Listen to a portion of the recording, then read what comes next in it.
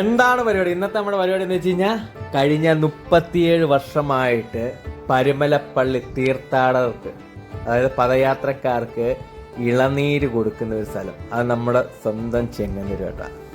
അപ്പോൾ കഴിഞ്ഞ 1-2 വർഷമല്ല, 37 വർഷമായിട്ട് ഒരു കൂട്ടായ്മയായിട്ട് നിന്നിട്ട് പലയിടത്തു നിന്നുള്ള ഇളനീരുകൾ ശേഖരിച്ചുകൊണ്ട് വന്നിട്ട് വരുന്ന തീർത്ഥാടകർക്ക് ഇങ്ങനെ കൊടുക്കാൻ കഴിയുന്നതും, അതും ഇളനീര് ചെന്ന് ഓരോ വീട്ടുകളിൽ ചോദിക്കുമ്പോഴത്തേക്ക് ഇന്നത്തെ തേങ്ങയുടെയൊക്കെ വില അറിയാം. അവരും എന്നാലും മനസ്സറിഞ്ഞ് ഇങ്ങനെ ഇളനീര് കൊടുക്കുന്നത് കൊണ്ടാണ് ഈ ഒരു കൂട്ടായ്മ ഇത്ര വിജയകരമായിട്ട് പോകുന്നത്.